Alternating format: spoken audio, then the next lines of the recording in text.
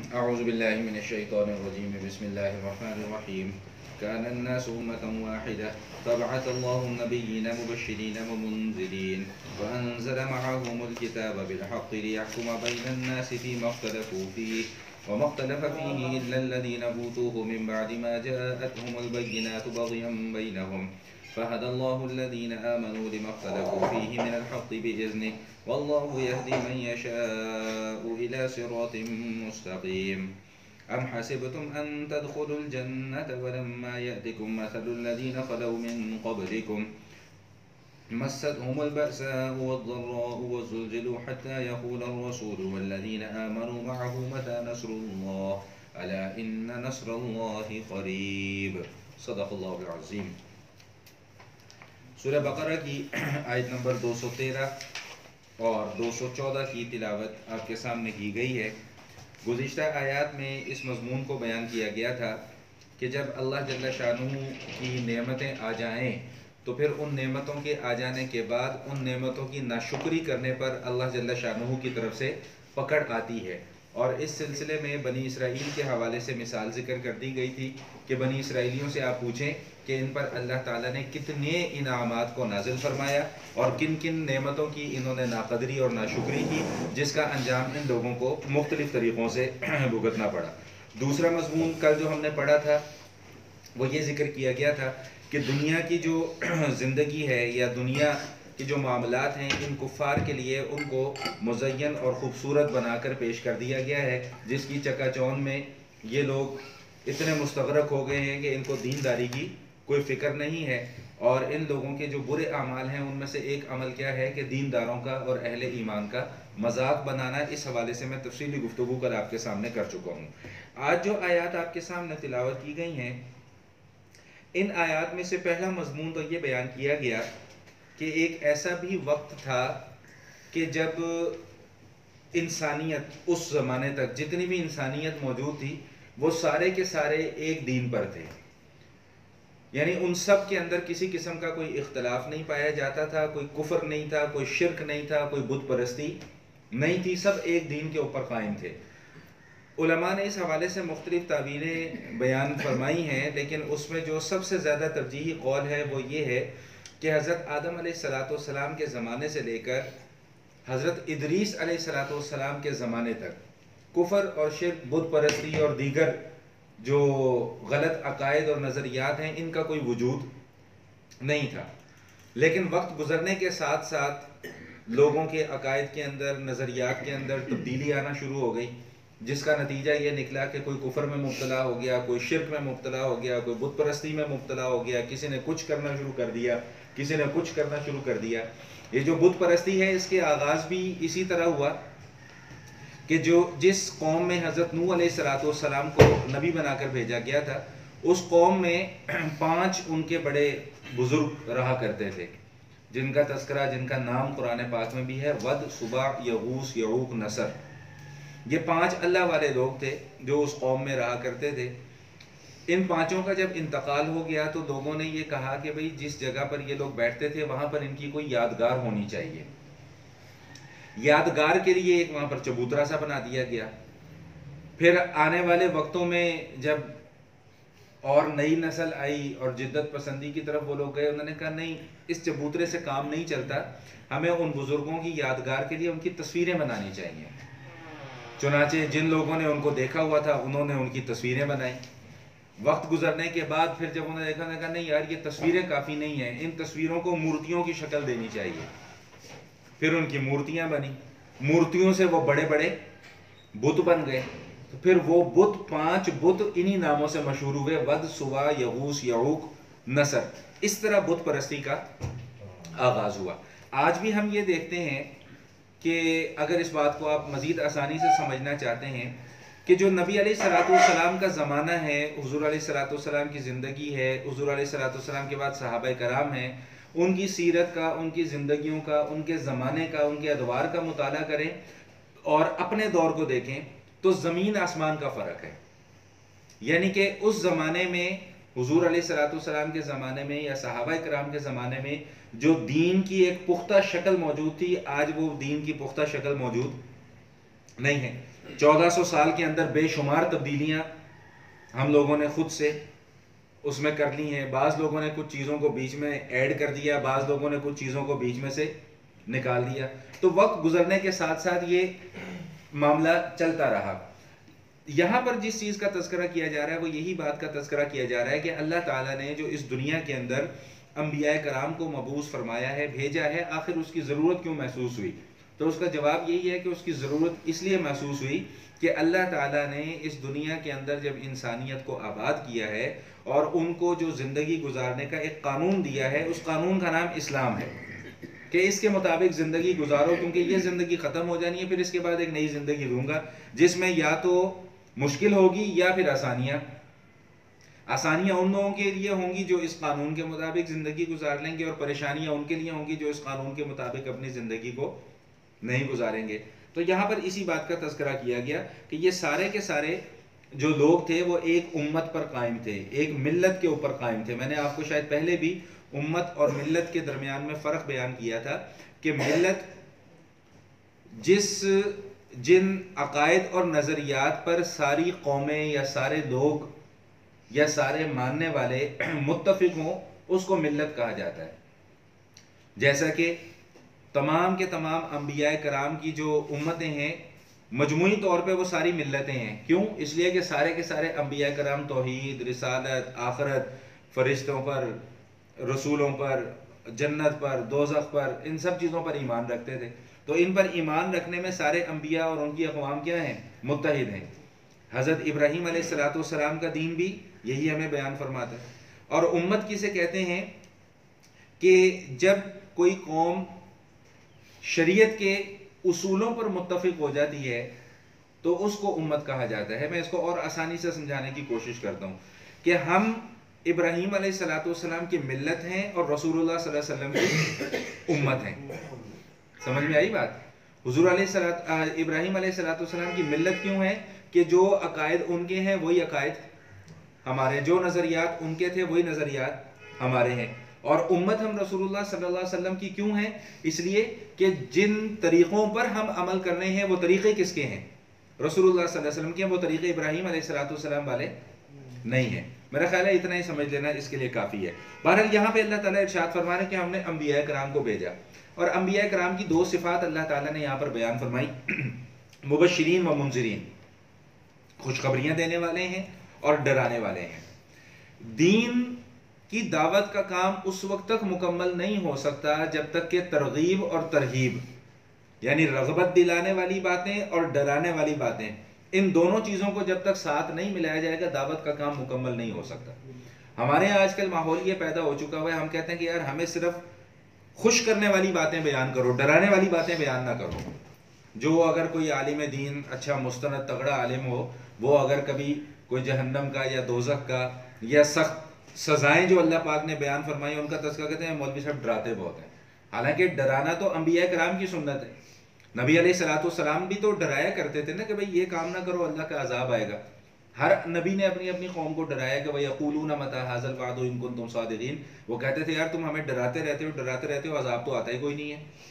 تو ہر نبی کا یہ طریقہ کار رہا ہے, ترغیب اور ترہیب. جب تک یہ دونوں چیزیں نہیں ساتھ ملتی ہیں تب تک دعوت کا کام مکمل نہیں ہوتا. ہمارے معاشرے میں بڑے افسوس کے ساتھ یہ کہنا پڑتا ہے کہ کچھ لوگوں نے تأثر یہ قائم کرنے کی کوشش کر دی ہے کہ بس صرف لوگوں کو ترغیب اور اس کا نام انہوں نے امر بالمعروف رکھ لیا. حالانکہ یہ امر بالمعروف نہیں ہے. امر بالمعروف کا معنی ہے کہ نیکی کا حکم کرنا, اور حکم سختی سے کیا جاتا ہے, نرمی سے نہیں کیا جاتا. سمجھ میں؟ میں آپ کو کہتا ہوں کہ بھائی مجھے ذرا یہ پانی پلا دیں, یہ التجا ہے, یہ حکم نہیں ہے. میں کہتا ہوں مجھے پانی پلاؤ, یہ حکم ہے. دونوں میں زمین آسمان کا فرق ہے. تو امر بالمعروف کا مطلب یہ نہیں ہوتا کہ ہاتھ جوڑ کے کہو بھائی نماز پڑھنے کے لیے آ جاؤ, یہ التجا ہے, یہ امر بالمعروف نہیں ہے.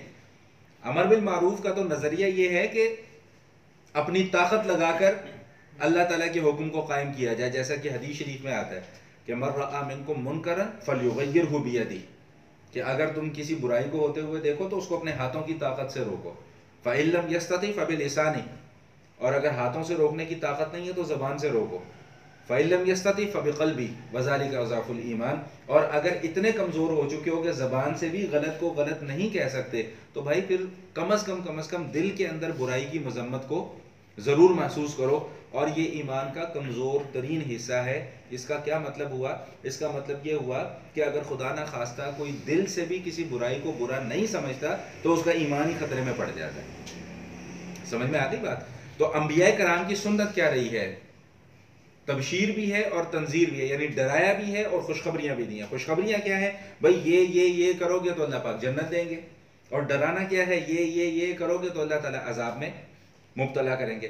تو بہرحال سمجھنے کی بات یہاں پر یہ ہے کہ جب تک ان دونوں چیزوں کو ساتھ نہ ملایا جائے تب تک دعوت کا کام مکمل نہیں ہوتا. اور تیسری بات جو یہاں پر بیان کی گئی ہے وہ یہ کہ وَأَنزَلَ مَعَهُمُ الْكِتَابَ بِالْحَقِّ لِيَحْكُمَ بَيْنَ النَّاسِ فِيمَا اخْتَلَفُوا فِيهِ. اللہ تعالیٰ نے ہر نبی کے ساتھ کچھ نہ کچھ احکام اور مسائل دے کر بھیجے. میں نے پہلے بھی آپ کو بتایا تھا کہ کم و بیش 1,24,000 انبیاء اس دنیا کے اندر آئے ہیں، جن میں سے 315 یا 313 رسول ہیں. رسول وہ ہوتا ہے کہ جس کو اللہ تعالیٰ کوئی کتاب یا کوئی شریعت مستقل طور پہ دے کر بھیجے. جیسا کہ موسیٰ علیہ السلام، ان کو باقاعدہ طور پہ کتاب دی گئی. عیسیٰ علیہ السلام، ان کو باقاعدہ طور پہ کتاب دی گئی. ان کے علاوہ اور بھی بے شمار انبیاء ہیں کہ 313 یا 315 کہ جن کو اللہ تعالیٰ نے کتابیں یا صحائف دے کر بھیجا. لیکن سوال یہ ہے کہ وہ کیوں ہمیں ملتی نہیں ہے، یا وہ کیوں ان کا وجود کیوں نہیں ہے؟ وہ اس کی وجہ یہ ہے کہ جتنے بھی انبیاء کرام نبی علیہ الصلوۃ والسلام کے علاوہ جتنے بھی انبیاء کرام اس دنیا کے اندر تشریف لائے، ان کی نبوت اور ان کی رسالت محدود تھی. محدود لوگوں کے لیے، محدود وقت کے لیے، محدود قوم کے لیے، محدود جگہوں کے لیے. لیکن نبی علیہ الصلوۃ والسلام کی جو رسالت اور نبوت ہے یہ ہماگیر نبوت ہے. یہ تمام انبیاء کی نبوت اور رسالت کے اوپر حاوی ہے. اس لیے ان لوگوں نے یا اللہ تعالیٰ نے اس چیز کو مناسب سمجھا کہ ان کتابوں یا ان صحائف کو باقی رکھنے کا کوئی انتظام ہی نہیں کیا گیا. لیکن جیسے ہی اللہ پاک نے قرآن کریم کے نزول کا اعلان فرما دیا کہ بھئی اب آخری نبی آ گیا، اب یہ قرآن نازل ہوگا، تو ساتھ ہی ایک وعدہ بھی کر لیا کہ اِنَّا نَحْنُ نَزَّلْنَا الذِّكْرَ وَإِنَّا لَهُ لَحَافِظُونَ. ہم اس کو نازل کر رہے ہیں اور ہم اس کی حفاظت بھی خود کریں گے. اب حفاظت کا ذمہ تو اللہ پاک نے لے لیا، لیکن کام ہمارے ذمہ لگا دیا. اسباب اللہ پاک نے ایسے پیدا فرما دیے کہ قرآن کریم الحمدللہ ثم الحمدللہ ہم پورے دعوے کے ساتھ اور پورے ایمان کے ساتھ یہ بات کرنے میں حق بجانب ہیں کہ جس طرح اللہ تعالیٰ نے یہ قرآن نبی علیہ الصلوۃ والسلام پر نازل فرمایا تھا، یہ آج بھی اسی کیفیت میں، اسی حالت میں ہمارے پاس محفوظ ہے. ایک زبر زیر کی غلطی کوئی قرآن کے اندر نکال نہیں سکتا. اگر آپ حضرات کو یاد ہو تو جب ہم نے درس قرآن کا آغاز کیا تھا تو وہاں پر میں نے اس کی پوری تفصیل آپ کو بیان کی تھی کہ قرآن کریم کو کیسے جمع کیا گیا، کیسے لکھا گیا، کیسے کتابی شکل میں یہ ہمارے پاس محفوظ ہوا. آج بھی ہم دیکھتے ہیں کہ سینکڑوں نہیں ہزاروں کی تعداد میں حفاظ کرام ہیں جو ہر سال رمضان المبارک میں پورا کا پورا قرآن آپ کو پڑھ کے سناتے ہیں. اس سال بھی وفاق المدارس کی طرف سے جو نتائج آئے ہیں تو تقریباً 79,000 آن دی ریکارڈ 79,000 بچے ایسے ہیں کہ جنہوں نے اس قرآن کریم کو زبانی یاد کیا ہے، اس قرآن کریم کو حفظ کیا ہے. یہ آن دی ریکارڈ ہے. باقی اگر کسی نے کسی دیہات کی چھوٹی سی مسجد میں کر لیا یا گھر میں کر لیا وہ علیحدہ ہے. تو یہ اللہ تعالیٰ نے ایک غیبی نظام بنایا ہوا ہے. شاہ عبدالعزیز محدث دہلوی رحمۃ اللہ تعالیٰ علیہ، یہ تقسیم ہند سے پہلے کی بات آپ کو بتا رہا ہوں، جب یہ بر صغیر ایک ہی تھا، جب انگریز یہاں پر قابض تھے تو انہوں نے اپنی معاشی اصلاحات نافذ کرنے کے ساتھ ساتھ دین کو بھی بہت نقصان پہنچایا. چنانچہ ایک واقعہ لکھا ہوا ہے کتابوں میں کہ شاہ عبدالعزیز رحمۃ اللہ تعالیٰ علیہ اپنی لائبریری میں بیٹھے ہوئے تھے، مطالعے میں مصروف تھے، تو کوئی مسلمان بھاگے دوڑے ان کے پاس آئے کہ حضرت کام بڑا خراب ہو گیا. کبھی کیا ہوا؟ انہوں نے کہا ادھر چوک میں ایک پادری کھڑا ہوا ہے اور وہ چیلنج کر رہا ہے کہ بھائی اگر تمہارا قرآن سچا ہے تو جاؤ لے کر آؤ، میرے پاس بائبل ہے، یہ آگ جل رہی ہے، اس آگ میں تم بھی اپنا قرآن ڈالو اور میں بھی اپنی بائبل ڈالتا ہوں، جو بچ جائے گا وہ سچا ہوگا، جو جل جائے گا وہ جھوٹا ہوگا. تو شاہ عبدالعزیز رحمۃ اللہ تعالیٰ نے فرمایا کہ میں کیوں اس مقصد کے لیے جاؤں، قرآن کو اس کام کے لیے نازل ہوا ہے کہ ہم اس کا آزمائیں کہ یہ جی قرآن جلتا ہے کہ نہیں جلتا. انہوں نے کہا بھاگو یہاں سے. انہوں نے کہا حضرت کام بڑا خراب ہے، وہ تو گمراہ کر رہا ہے لوگوں کو. تو شاہ عبدالعزیز رحمۃ اللہ نے فرمایا کہ اچھا چلو میں آتا ہوں. اب اللہ والے لوگ کیسے ہوتے ہیں اب دیکھیں ذرا. جب گئے اس پادری کے پاس نے کہا بھائی پادری کیا مسئلہ ہے تیرا؟ نے کہا جی یہ مسئلہ ہے. اور نے کہا دیکھو بات یہ ہے کہ ہم تو قرآن کا کرتے ہیں ادب اور احترام, تو ہمارے اندر تو اتنی ہمت نہیں ہے کہ ہم قرآن کو جلائیں. میں نے کہا تو نے بائبل یاد کی ہوئی ہے؟ اس نے کہا جی ہاں کچھ حصہ میں نے یاد کیا ہوا ہے. تو شاہ صاحب رحمہ اللہ نے فرمایا کہ میں نے بھی قرآن یاد کیا ہوا ہے, تو اگر تو امتحان لینا ہے تو پھر ایسا کرتے ہیں کہ تو بھی آگ میں چھلانگ لگا اور میں بھی آگ میں چھلانگ لگاتا ہوں, پھر دیکھتے ہیں کہ کون بچ کے نکلتا ہے. جب شاہ صاحب رحمہ اللہ نے یہ جملہ کہا تو وہ پادری دوڑنے لگا, مسلمانوں نے اس کو پکڑ لیا کہ اب کہاں دوڑ کے جا رہا ہے. اس نے کہا بائبل کو تو مسالہ لے کر آیا, لگا کر آیا تھا, اپنے جسم کو مسالہ لگا کر نہیں آیا میں. تو بات یہ ہے کہ اللہ تعالیٰ نے ایسا انتظام, اور کتابوں کی حفاظت کا اس طرح کا انتظام, آپ کو بائبل کا کوئی حافظ نہیں ملے گا, آپ کو تورات کا کوئی حافظ نہیں ملے گا, آپ کو حافظ ملیں گے تو قرآن کے ملیں گے. دنیا کی اور بھی دیگر کتابیں ہیں, آپ لوگ بھی پڑھ کر آئے ہیں اور پڑھتے بھی رہتے ہیں. انگلش لٹریچر کوئی پڑھتا ہے, کوئی اردو لٹریچر پڑھتا ہے, کوئی پنجابی لٹریچر پڑھتا ہے. لیکن میں اگر یہ دعویٰ سے یہ بات کروں تو شاید میں درست کہہ رہا ہوں کہ کوئی ایک کتاب بھی ایسی نہیں ہے کہ جس کو آپ حرف بحرف یا لفظ بلفظ یاد کر سکیں سوائے قرآن کریم کے. یہ واحد اللہ تعالیٰ کی ایک ایسا معجزہ ہے یہ کہ ایک چھوٹے سے چھوٹا بچہ بھی آپ کو الحمدللہ سے پڑھنا شروع کرے گا, والناس تک پڑھ کے سنا دے گا. نہ کسی ایک لفظ کے اندر کوئی رد و بدل ہوگا, نہ زبر زیر کے اندر رد و بدل ہوگا, نہ پیش کے اندر, یعنی کسی چیز کے اندر کوئی تبدیلی نہیں ہوگی. یہ اللہ تعالیٰ کے معجزوں میں سے ایک بہت بڑا معجزہ ہے. علماء کرام فرماتے ہیں کہ نبی علیہ الصلوۃ والسلام کے بے شمار معجزات ہیں, جن میں سے ایک معجزہ ایسا ہے جو قیامت تک کے لیے باقی رہے گا. یہ ایک انفرادی معجزہ ہے. وہ کیا؟ کہ یہ قرآن کریم ہے, یہ قیامت تک باقی رہے گا. ہاں جب قیامت کا وقت قریب آئے گا تو اللہ تعالیٰ ان لکھے ہوئے الفاظ کو یہاں سے غائب کر دیں گے.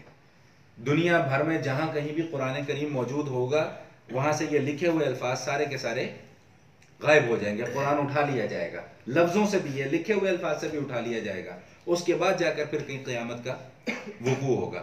تو جب تک قیامت نہیں آتی تب تک انشاءاللہ ثم انشاءاللہ یہ قرآن ہے اور انشاءاللہ یہ باقی رہے گا. تو بہرحال مقصد جو گفتگو کا تھا وہ یہ تھا کہ اللہ تعالیٰ فرما رہے ہیں کہ ہم نے ہر نبی کے ساتھ کوئی نہ کوئی کتابیں یا صحیفے بھیجے. کیوں بھیجے؟ اس لیے کہ دیکھیں ہم جب اس دنیا کے اندر آئے ہیں تو ہمیں کوئی ایک اصول ایسا چاہیے کہ جس کے تحت ہم اپنی زندگی گزار لیں. ہمارا ملک ہے, اس ملک کے قوانین ہیں, ہمیں ان قوانین کے مطابق زندگی گزارنی ہے, ہم ان قوانین کے پابند ہیں. اگر ہم ان میں سے کسی ایک کی بھی وائلیشن کرتے ہیں تو ہمیں اس کے اوپر جرمانہ یا سزا مقرر کی جاتی ہے. آپ سگنل وائلیشن کرتے ہیں آپ کو جرمانہ آ جاتا ہے, آپ رانگ سائڈ پہ جاتے ہیں آپ کو یہ کیا ہے؟ یہ قانون ہے.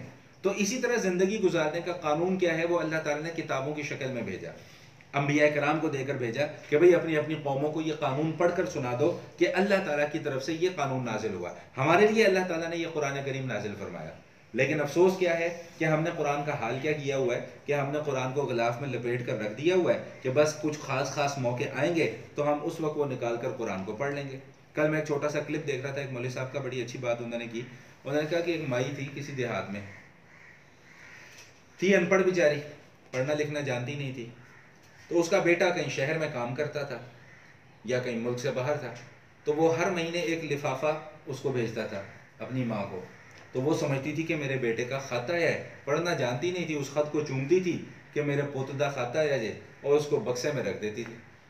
وہ اسی طرح یہ سلسلہ چلتا رہا اور کئی سال تک چلتا رہا, اور وہ بیچاری اس کو چوم کر رکھتی اور سنبھال کر رکھتی اور خود بھوک اور افلاس کی زندگی گزارتی رہی. بیٹا تو یہاں پر تھا ہی نہیں, خود بیچاری کبھی کسی سے یہ کر وہ کر, اس طرح آخرکار اسی حالت میں مر گئی. وہ جب مر گئی, اس کا کفن دفن ہو گیا, جنازہ ہو گیا, اس کے بعد جب اس بکسے کو کھولا گیا تو اتنے سارے خط, جب ان خطوں کو کھولا گیا تو ہر لفافے کے اندر پیسے.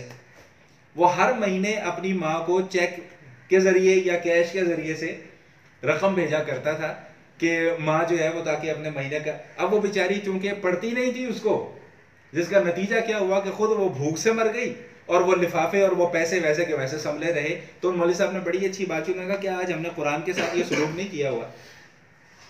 یہ ہمارے سامنے ہر چیز موجود ہے, کھلی کتاب ہمارے سامنے موجود ہے, لیکن ہم اس کو صرف چومتے ہیں اور رکھ دیتے ہیں. جی قرآن کا ہم نے بڑا ادب کر لیا ہے جی, مسجدوں کے اندر جائیں گے چومیں گے اور رکھ دیں گے, گھروں کے اندر چومیں گے اور رکھ دیں گے, لیکن قرآن پڑھنے اور پڑھانے کا کوئی انتظام نہیں ہے. خوش نصیب ہیں وہ لوگ کہ جن کو اللہ تعالیٰ یہ توفیق دے دیتے ہیں کہ وہ قرآن کو پڑھ لیتے ہیں یا قرآن کو سیکھ لیتے ہیں. حضور علیہ الصلوۃ والسلام ارشاد فرماتے ہیں کہ صبح کے وقت میں اگر کوئی شخص قرآن کی ایک آیت کو سیکھ لیتا ہے، قرآن کی ایک آیت کو سیکھ لیتا ہے تو یہ اس ایک آیت کا سیکھنا 100 سرخ اونٹوں سے زیادہ بہتر ہے۔ اس ایک آیت کا سیکھنا نا، آپ لوگ خوش نصیب ہیں کہ اللہ پاک نے آپ کو یہ موقع دیا ہے، اور آپ کی برکت سے یہ خوش نصیبی اور سعادت اللہ پاک مجھے بھی دے رہے ہیں کہ میں آپ کے سامنے آتا ہوں اور 2 4 5 باتیں آپ کے سامنے کر کے چلا جاتا ہوں اسی قرآن کے حوالے سے۔ یاد رکھیے گا کہ اس سے بڑی دنیا کے اندر اس وقت ہمارے پاس کوئی نعمت نہیں ہے، اور اس سے بڑا ہمارا کوئی اور آسرا اس وقت نہیں ہے۔ اس سے تعلق جڑے گا، اللہ سارے کام آسان کر دیں گے۔ اس سے تعلق کمزور ہوگا، مشکلیں اور آفات ہمارے مقدر میں بنی رہیں گی۔ اور اس کا مقصد صرف اور صرف یہ نہیں ہے کہ بس ہم نے ترجمہ پڑھ لیا، تفسیر پڑھ لی اور جی ٹھیک ہے ہمارے علم میں اضافہ ہو گیا، بس دیٹس آل فنشڈ۔ نہیں، ہم نے کیا پڑھا ہے ہمیں اس کو امپلیمنٹ بھی کرنا ہے، اور یہ کوئی اور باہر سے آ کر نہیں کرے گا۔ مجھے اپنے 5.5 پونے 6 فٹ کے وجود پر اس دین کو، اس اسلام کو، اس قرآن کے احکام کو خود نافذ کرنا ہے۔ مجھے باہر سے آ کر کوئی میرے اوپر دین نافذ نہیں کرے گا، آپ کے اوپر کوئی باہر سے آ کر دین نافذ نہیں کرے گا، آپ نے خود اپنے اوپر دین کو نافذ کرنا ہے، تبھی کامیابی مقدر میں آئے گی۔ ادروائز پھر جو ناکامیاں ہمارے مقدر میں لکھی ہوئی ہیں، اللہ تعالیٰ ہم سب کو اس سے محفوظ فرمائے۔ دوبارہ پہلی آیت میں اس مضمون کو بیان کیا گیا، اور ساتھ ساتھ یہ وجہ بھی بیان کر دی گئی کہ لوگ اسلام کی طرف آتے کیوں نہیں، لوگ دین کی طرف آتے کیوں نہیں۔ تو اس کی اور کوئی وجہ نہیں ہے، اس کی وجہ صرف اور صرف یہ ہے جو ہم پہلے بھی پڑھ کر آ چکے ہیں کہ بغیم بینہم، یہ اپنی سرکشی اور عداوت میں اتنے حد سے آگے بڑھ چکے ہوئے ہیں کہ یہ لوگ دین کو قبول نہیں کرتے، اپنی ضد اور ہٹ درمی میں اتنا آگے بڑھ چکے ہوئے ہیں کہ یہ لوگ دین کو قبول نہیں کرتے، بالخصوص یہودی اور عیسائی، کہ حضور علیہ السلام کو پہچانتے ہیں لیکن حضور کو مانتے نہیں ہیں۔ تو صرف جان پہچان کا ہونا کافی نہیں ہے۔ بات سمجھ میں آ گئی؟ میں بہرحال اس کو مختصر کر کے یہیں پہ ختم کر رہا ہوں۔ دوسرا جو مضمون آج ہم نے جو دوسری آیت پڑھی وہ یہ کہ اللہ پاک نے ارشاد فرمایا ہے کہ جنت میں تو تم لوگوں نے داخل ہونا ہی ہونا ہے۔ اب یہ سنیں ذرا، یہ سنیں ذرا، یہ تھوڑی سی ہمارے مزاج کے خلاف ہے یہ بات۔ اللہ کہتے ہیں جنت میں تو تم نے داخل ہونا ہی ہونا ہے، ٹھیک ہے، جو مسلمان ہوگا وہ جنت میں جائے گا، لیکن تم کیا سمجھتے ہو کہ جنت میں جانا اتنا آسان کام ہے؟ ساتھ ہی اللہ نے یہ بھی کہہ دیا کہ تم کیا سمجھتے ہو کہ جنت میں جانا اتنا آسان کام ہے؟ تمہارے اوپر اس دنیا کی زندگی میں کوئی مشقتیں نہیں آئیں گی، کوئی پریشانیاں نہیں آئیں گی، کیا تمہاری کوئی اوپر آزمائشیں نہیں آئیں گی؟ ابھی ہم دوسرے پارے کے آغاز میں بھی کیا پڑھ کر آئے ہیں؟ وَلَنَبْلُوَنَّكُمْ بِشَيْءٍ مِّنَ الْخَوْفِ وَالْجُوعِ وَنَقْصٍ مِّنَ الْأَمْوَالِ وَالْأَنفُسِ وَالثَّمَرَاتِ۔ اللہ کہتے ہیں ہم نے تمہاری آزمائش کرنی ہے، کبھی مال کم کر دیں گے، کبھی کسی کو تمہارے سے چھین کر اپنے پاس بلا لیں گے، کبھی تمہارے رزق کے اندر کمی ہو جائے گی، کبھی کچھ ہو جائے گا، کبھی کچھ ہو جائے گا۔ تو یہ تو آزمائشیں آئیں گی، اور اس کے بغیر تمہارا جنت میں داخلہ ممکن نہیں ہے۔ تم یہ نہ سمجھو کہ ہم نے اسلام قبول کر لیا، اب ہم یہاں بھی موج مستی کی زندگی گزاریں گے، وہاں بھی موج مستی کی زندگی گزاریں گے، تو بھائی یہاں موج مستی کی زندگی نہیں ہے۔ حضور علیہ السلام ارشاد فرماتے ہیں الدنیا سجن المؤمن و جنت الکافر، کہ دنیا مومن کے لیے قید خانہ ہے اور کافر کے لیے جنت ہے۔ ہمارے لیے یہ قید خانہ ہے، ہم یہاں پر عیش و عشرت کی زندگی گزارنے نہیں آئے ہیں، ہم یہاں پر اتنی زندگی گزارنے آئے ہیں جتنی ہماری ضرورت ہے۔ میری اس گفتگو سے کوئی منفی پہلو اخذ نہ کیجیے گا کہ میں شاید کوئی دنیاوی کام کرنے سے منع کر رہا ہوں یا دنیا کی ضرورتوں کو پورا کرنے سے منع کر رہا ہوں، نہیں، میں اس بات پر پہلے بھی آپ کے سامنے گفتگو کر چکا ہوں کہ دنیا کمانا، دنیا کھانا، دنیا میں رہنا یہ برا نہیں ہے، دنیا کو یہاں پر بسانا یہ برا ہے، کہ دنیا کی محبت میں اتنے غرق ہو جائیں کہ دینداری بالکل ختم ہو جائے، دینداری بالکل چھوٹ جائے، یہ چیز غلط ہے۔ اگر اللہ تعالیٰ کسی شخص کو دینداری کے ساتھ ساتھ یا دنیا داری کے ساتھ ساتھ دینداری نصیب فرما دیں، اس سے زیادہ خوش قسمت انسان اس دنیا کے اندر کوئی نہیں ہے، کہ جس کو پتہ ہو کہ میں نے اپنی دنیا کی زندگی گزارنی تو ہے لیکن طریقہ مجھے محمد عربی صلی اللہ علیہ وسلم کا لے کر چلنا پڑے گا۔ اس سے زیادہ خوش قسمت انسان دنیا کے اندر کوئی موجود نہیں ہے، کہ جس کو اللہ پاک نے دنیا بھی خوب عطا کی ہو لیکن وہ دینداری بھی اس کے پاس اسی انداز میں موجود ہو۔ تو بہرحال یہاں پہ یہ ذکر کیا گیا ہے کہ تمہارے اوپر مشکلیں بھی آئیں گی، تمہارے اوپر پریشانیاں بھی آئیں گی۔ میں صرف 1-2 مثالیں عرض کر دوں کیونکہ وقت کافی ہو گیا، کہ ہم لوگوں کو دین کی قدر کیوں نہیں ہے۔ ہم لوگوں کو دین کی قدر اس لیے نہیں ہے کہ یہ دین پکی پکائی روٹی کی شکل میں ہمارے پاس آ گیا۔ ہم جب پیدا ہوئے تو ہمیں کان میں سب سے پہلے آواز کیا سنائی دی ہے؟ اللہ اکبر، اللہ اکبر۔ پہلی آواز جو ہمارے کان میں پڑی وہ کیا پڑی؟ اللہ اکبر، اللہ اکبر۔ ہم تو پیدا ہی مسلمانوں کے گھر میں ہوئے، پھر اسی ماحول میں ہم نے تربیت حاصل کی ہے، اس لیے ہمیں دین کی قدر نہیں ہے۔ میں ہمیشہ یہ کہا کرتا ہوں کہ دین کی قدر پوچھنی ہے تو بلال رضی اللہ تعالیٰ عنہ سے جا کر پوچھو، کہ دین کے اوپر عمل کیسے کیا جاتا ہے. حضرت عمار سے پوچھو، حضرت یاسر سے پوچھو، سیدہ سمیہ سے پوچھو رضی اللہ تعالیٰ عنہ مجمعین، خباب بن عرب رضی اللہ تعالیٰ عنہ سے پوچھو کہ دین کے اوپر عمل کیسے کیا جاتا ہے. اگر اجازت ہو تو میں ایک دو واقعات مختصراً عرض کر دوں. آپ نے بھی پڑھے ہوں گے، سنے بھی ہوں گے، صرف ایمان کی تازگی کے لیے، کیونکہ میرا مقصد یہاں پر آ کر صرف قرآن کا ترجمہ اور تفسیر بیان کرنا نہیں ہے. میں چاہتا ہوں کہ اس کے اثرات بھی ہماری زندگیوں میں آئیں. میں اس لیے یہ تھوڑی سی باتیں آپ کے سامنے اجازت کے ساتھ آپ کی میں کر رہا ہوں. حضرت خباب رضی اللہ تعالیٰ عنہ، حضرت عمار بن یاسر رضی اللہ تعالیٰ عنہ، حضرت یاسر کا جو پورا خاندان تھا، سیدہ سمیہ اس میں، یہ وہ لوگ ہیں کہ جنہوں نے بالکل ابتدائی ادوار میں اسلام قبول کیا، اور ان کے ساتھ جو مظالم ہوئے اس کو میں لفظوں میں بیان نہیں کر سکتا کہ ان کے ساتھ ہوتا کیا تھا. صرف اس کی چند ایک نمونہ اور ایک خاکہ آپ کے سامنے پیش کر دوں کہ آپ ذرا امیجن کریں اس بات کا کہ عرب ہے، عرب کا صحرا ہے، تپتی ہوئی ریت ہے، بالکل تپ رہی ہے ریت. صحرا میں جن حضرات کا جانا ہو وہ بہتر اس چیز کو سمجھ سکتے ہیں. وہاں پر ایک شخص کو ننگے جسم لٹا دیا جاتا ہے اس تپتی ہوئی ریت کے اوپر، اور پھر اس کے سینے کے اوپر وزنی پتھر رکھ دیا جاتا ہے کہ یہ بندہ اپنی جگہ سے ہل نہ سکے.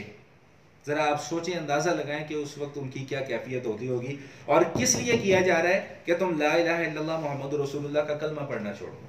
صرف اس بنیاد پر چٹائی میں لپیٹ دیا جاتا ہے، چٹائی میں لپیٹ دیا جاتا ہے کہ ہاتھ اور پاؤں بالکل بند گئے، آپ کوئی حرکت نہیں کر سکتے ہیں، ٹھیک. اور پھر آپ کی ناک میں جلتا ہوا دھواں آگ جلا کر، اور اس کا دھواں آپ کی ناک کے اندر گھسایا جاتا ہے. کیوں گھسایا جاتا ہے؟ کہ صرف اس لیے کہ تم لا الہ الا اللہ محمد رسول اللہ کا کلمہ پڑھنا چھوڑ دو. عرب کی شدید گرمی ہے، شدید دھوپ ہے، اس زمانے میں نہ کوئی اے سی ہے نہ کوئی اور سہولت ہے. لوہے کی بنی ہوئی ہتکڑیاں جن کو پہلے خوب گرم کیا جاتا ہے، تپایا جاتا ہے، اور پھر شدید گرمی میں وہ ہتکڑیاں ہاتھوں میں اور بیڑیاں پاؤں میں ڈال دی جاتی ہیں. کیوں؟ کہ لا الہ الا اللہ محمد رسول اللہ کا کلمہ پڑھنا چھوڑ دو. سیدہ سمیہ رضی اللہ تعالی عنہ، ابو جہل جیسا بدبخت انسان سیدہ سمیہ رضی اللہ تعالی عنہ جو کہ صنف نازک ہے، خاتون ہیں، ان کو برچھی مار کر شہید کر دیتا ہے. کیوں؟ کہ لا الہ الا اللہ محمد رسول اللہ کا کلمہ پڑھنا چھوڑ دو. آپ کو پتہ ہے کہ آپ کی تاریخ میں جو سب سے پہلی شہادت ہوئی ہے وہ ایک خاتون کے درجے حصے میں آئی ہے، اور وہی یہ سیدہ سمیہ ہیں رضی اللہ تعالی عنہ. چلیں یہ تو حضور کے صحابہ ہیں، خود حضور کی زندگی کو دیکھ لیں. نبی علیہ الصلوۃ والسلام کی یہ کیفیت ہے کہ حضور اگر کبھی حرم شریف میں جا کر نماز پڑھتے ہیں تو دشمن کیا کرتے ہیں کہ اونٹ کی غلاظت سے بھری ہوئی اوجڑی لا کر حضور کے جسم کے اوپر رکھ دیتے ہیں سجدے کی حالت میں. اوجڑی کی کتنی اسمیل ہوتی ہے، کتنی غلاظت ہوتی ہے، تکلیف دینی ہے نا. مقصد کیا ہے؟ میں آج پڑھ رہا تھا، جب میں ابھی آگے مطالعہ جب کر رہا تھا، میرے اس وقت دل جو ہے نا وہ پھٹنے والا ہوا تھا، کلیجہ منہ کو آ رہا تھا کہ یار ہم اپنے اس نبی کی ناقدری کرتے ہیں کہ جس نبی نے ہمارے خاطر اتنی قربانیاں دی ہیں. ہم اپنے اس نبی کی سنت پر عمل کرتے ہوئے ہمیں تکلیف محسوس ہوتی ہے، ہمیں چلنا مشکل لگتا ہے کہ جس نبی نے ہماری خاطر اتنی تکلیفیں برداشت کی ہیں. صرف حضور علیہ الصلوۃ والسلام اتنا فرمایا کرتے تھے کہ بھائی یہ کیسی تم لوگوں کی ہمسائیگی ہے کہ تم لوگ مجھے اس طرح اذیتوں میں مبتلا کرتے ہو. ایک نوجوان آتا ہے، وہ نبی علیہ الصلوۃ والسلام کے چہرے انور کے اوپر مٹی پھینک دیتا ہے. تو حضور علیہ الصلوۃ والسلام واپس گھر تشریف لے جاتے ہیں، تو فاطمہ چھوٹی سی ہیں، تو حضور کے چہرے سے مٹی کو صاف کرتی جا رہی ہیں اور روتی جا رہی ہیں. تو نبی علیہ الصلوۃ والسلام فرماتے ہیں کہ بیٹا رو نہیں، ایک وقت آئے گا کہ اللہ تعالیٰ تیرے باپ کی غیب سے مدد کرے گا. تو خباب بن عرد رضی اللہ تعالیٰ عنہ کو اتنی اذیتیں اور اتنی تکلیف دی گئی کہ ایک دن وہ حضور کی خدمت میں حاضر ہو گئے اور آ کر عرض کرنے لگے کہ یا رسول اللہ وہ مدد اللہ کی کب آئے گی، ہم سے اب برداشت نہیں ہوتا. تو آپ کو پتہ ہے اس وقت نبی علیہ الصلوۃ والسلام نے کیا جملہ ارشاد فرمایا؟ فرمایا خباب بس تھک گئے ہو، اتنی سی تکلیفوں کے اوپر تھک گئے ہو. فرمایا کہ تمہیں ان لوگوں کے حالات معلوم نہیں ہیں کہ جن کے سروں کو آڑوں سے چیر دیا گیا لیکن پھر بھی انہوں نے دین کو اپنے کو چھوڑا نہیں. تمہیں ان لوگوں کے حالات معلوم نہیں ہے کہ لوہے کی کنگھیوں سے جن کے جسم کو چھیل دیا جاتا تھا صرف کس بنیاد پر کہ بھائی تم نے لا الہ الا اللہ نہیں پڑھنا. کیا تم لوگوں کو ان کے حالات معلوم نہیں ہیں؟ ابھی تو تمہیں اس طرح کی تکلیفیں اور اذیتیں دی نہیں گئی ہیں. تو بہرحال خلاصہ کلام یہ ہے کہ اللہ تعالیٰ سے دعا یہی کیا کریں کہ اللہ تعالیٰ ہمیشہ عافیت کا معاملہ رکھے، اور اس بات کی قدر محسوس کرنے کی کوشش کریں کہ اللہ تعالیٰ نے ہم کو دین دے کر کتنی بڑی نعمت سے نوازا ہے، اور وقت نکال کر حضور علیہ الصلوۃ والسلام اور حضرات صحابہ کرام کی زندگیوں کا تھوڑا سا مطالعہ ضرور کیا کریں، انشاءاللہ آپ کی زندگی کی کایا پلٹ جائے گی، آپ کو یہاں پر تازگی محسوس ہوگی کہ ہاں بھائی واقعی ہم مسلمان ہیں، واقعی اللہ پاک نے ہمیں دین کے اوپر لگا کر رکھا ہوا ہے۔ تو بہرحال یہ تکلیفیں اور آزمائشیں جو ہیں یہ تو زندگی کا حصہ ہے، ہر کسی کی زندگی میں آنی ہے۔ میں بس مختصر بات کو کر کے ختم کر رہا ہوں کہ فرق کیسے پتہ چلے گا کہ یہ اللہ کی طرف سے پکڑ ہے یا اللہ کی طرف سے آزمائش ہے، اس فرق کا جاننا بہت ضروری ہے۔ یاد رکھیے گا کہ جب اللہ تعالیٰ کسی بندے سے ناراض ہوتے ہیں تب بھی اسے مصیبتوں میں مبتلا کرتے ہیں، اور جب اللہ تعالیٰ کسی بندے سے خوش ہوتے ہیں تب بھی اسے مصیبتوں میں مبتلا کرتے ہیں۔ تو یہ اللہ کی ناراضگی اور خوشی ہمیں پتہ کیسے لگے گی؟ علماء نے بڑا پیارا نقطہ لکھا ہے، وہ فرماتے ہیں کہ اگر پریشانی آ جانے کے بعد تم بھاگے دوڑے اللہ کی طرف رجوع کرتے ہو، دعائیں مانگتے ہو، سجدے کرتے ہو، روتے ہو، گڑ گڑاتے ہو، تو سمجھ لو کہ اللہ تعالیٰ تم سے خوش ہیں، تمہارے درجات کو بلند کرنا چاہتے ہیں، اس لیے تمہارے اوپر آزمائشیں آئی ہیں۔ اور اگر جس طرح کی تمہاری زندگی پہلے گزر رہی تھی، تمہاری اب اس سے بھی زیادہ بدتر زندگی گزر رہی ہے، یا اسی نہج کے اوپر چل رہے ہو، تم نے اللہ سے کوئی دعا نہیں مانگی، اللہ سے کچھ مانگا نہیں، تو سمجھ لو کہ اللہ تعالیٰ تم سے ناراض ہے اور اللہ خود تمہیں اپنے قریب نہیں لانے دینا چاہتے۔ ایک حدیث میں آپ کو سنا کے پھر بات کو ختم کر رہا ہوں کہ حضرت جبرائیل علیہ السلام کو اللہ پاک بھیجتے ہیں کہ بھائی میرا فلاں بندہ ہے، جاؤ جا کر اس کا کام کر دو، اس کی دنیاوی ضرورت کو پورا کر دو، اور ایک میرا فلاں بندہ ہے، جاؤ جا کر اس کی دنیاوی ضرورت کو روک لو۔ تو جبرائیل عرض کرتے ہیں کہ یا اللہ، آپ نے جس بندے کا کام کرنے کا حکم دیا ہے وہ تو بڑا ہی گناہ گار ہے، آپ کا نافرمان ہے، اس کا کام آپ جلدی کیوں کرنے دینا چاہ رہے ہیں؟ اور جس کا کام آپ نے روکنے کا حکم دیا ہے وہ تو آپ کا بڑا فرما بردار ہے، اس کا کام آپ کیوں روکنا چاہ رہے ہیں؟ تو اللہ پاک ارشاد فرماتے ہیں کہ وہ جو میرا گناہ گار بندہ ہے، مجھے اس کی آواز اچھی نہیں لگتی، مجھے اس کا رونا دھونا پسند نہیں ہے، لہٰذا اس کا کام فوراً کر دو، اور جس کا کام میں نے روکنے کا کہا ہے مجھے اس کا رونا دھونا پسند ہے۔